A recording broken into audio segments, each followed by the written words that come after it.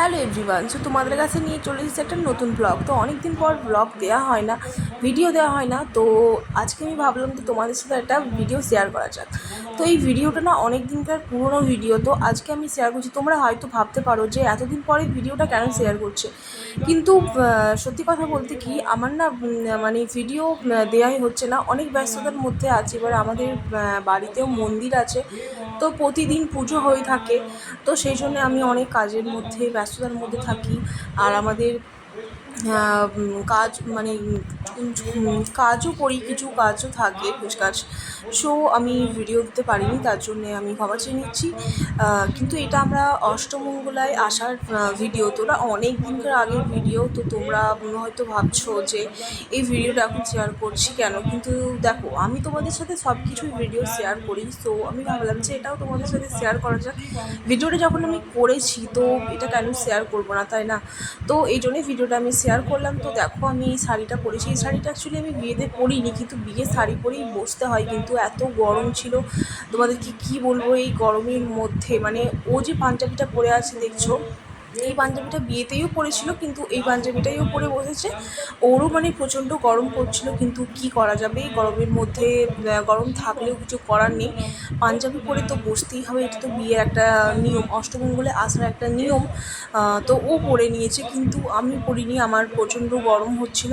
আর আমি শাড়ি পরেও আসিনি, শাড়ি পরে তো আসা একদমই পসিবল ছিল না, কারণ আমরা ট্রেনে করে এসেছি, তারপরে অটো করে এসেছি। অনেকটাই দূরে, বেশি দূর নয়, 3 ঘন্টার মতো রাস্তা। তাই আমি শাড়ি পরিনি, আমি এখানে এসে শাড়ি পরেছি। আমি কুর্তি পরি বা চুড়িদার পরে এসেছিলাম। তো এখানে এসে একটা শাড়ি পরলে বেনারসি মতনই দেখতে একটা শাড়ি পরে নিলাম। আর কোলের মধ্যে যেটা আছে দেখতে পাচ্ছ, ওই শাড়িটা আমি এটা আমি বিয়েতে পরেছিলাম, বিয়েতে বেনারসি শাড়িটা পরেছিলাম। তো আর আমার পাশে যে বসে আছে এটা আমার বোনের মেয়ে।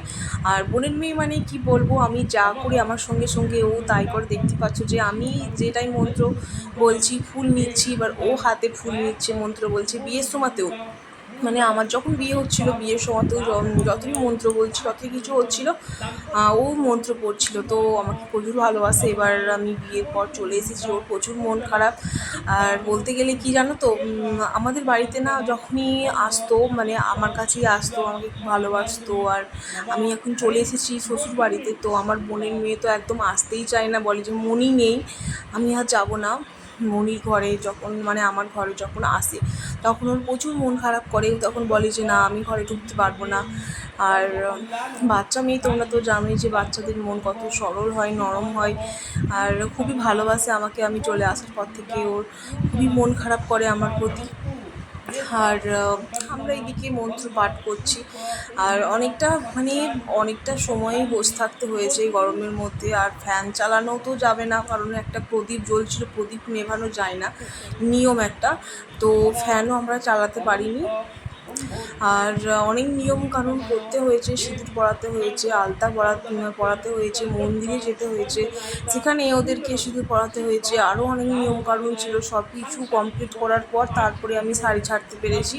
শাড়ি সেরকম মতো আমি ছাড়তে পারিনি, কারণ এটা একটা নিয়ম, তোমাদেরকে আমি বললাম। তো নিয়ম তো কিছু করা যাবে না, তো সেই জন্যে শাড়িটা পরেই সব কিছু করতে হয়েছে। তাও তো আমি আবার শাড়িটা পরিনি, বেনারসি শাড়িটা বিয়েরটা, তা আমি এটাই পরে নিলাম। আর বাড়িতে তো যা কিছু করার ছিল নিয়ম, সব কিছুই কমপ্লিট করা হয়ে গেছে। তো তারপরে আমি এখানে মন্দিরে চলেছিলাম, সে জগৎগৌরী শেতলা নাম। ঠাকুরটার খুবই জাগ্রত ঠাকুর, আমাদের ভাদ্র মাসে ঝাপান হয়, খুব বড় ঝাপান হয়। আর ওখানে দেখতেই পাচ্ছ যে কত গরমের মধ্যে আছে, পুরো একবারে পাঞ্জাবি পরে আর খালি পায়ে তো হাঁটতে হয়েছিল, পুরো রাস্তাটা এত গরম হয়ে গিয়েছিলো পাটা।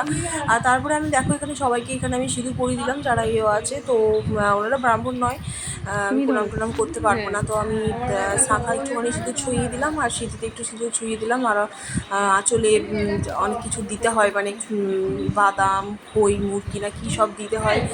আমার ঠিক মনে নেই, অনেক দিন আগে করেছিলাম ভিডিও, তোমাদেরকে তো আমি ফার্স্টই বললাম ভিডিওটা অনেক দিন পর করা হয়েছিল। তো হ্যাঁ, আমি ছাড়তে পারিনি, অনেক ব্যস্ততার মাঝে ছিলাম। তো আমি ব্লগ ছাড়ছিলাম, ভিডিও, তো এই ভিডিওটা আমার ছাড়া উচিত ছিল ফার্স্টেই, বাট আমি এটাকে ছাড়তে পারিনি, আমি ভুলে গেছিলাম, হয়তো আমার গ্যালারিতে যখন ছিল সেভ, তখন আমি তারপরে দেখলাম, তারপরে আমি ছাড়লাম ভিডিওটা। সো আমি এখানে সবাইকে সাথে বোন নিলাম, দেখতে পাচ্ছ এটা আমার বোনেরও প্রচুর গরম করছিল। তোমরা হয়তো বলতে পারো বোনের কেন ড্রেস পরেছে, বাট দেখো গরমের মধ্যে এসব ড্রেস নিয়ে ম্যাটার করে না, যা গরম পড়েছে তো এই ড্রেসগুলো পরাই ভালো। সো ফ্রেন্ডস, এখানে ব্লগটা যদি ভালো লাগে তোমার চ্যানেলটাকে ফলো করে দিও। বাই বাই, দেখা হচ্ছে নেক্সট ব্লগে।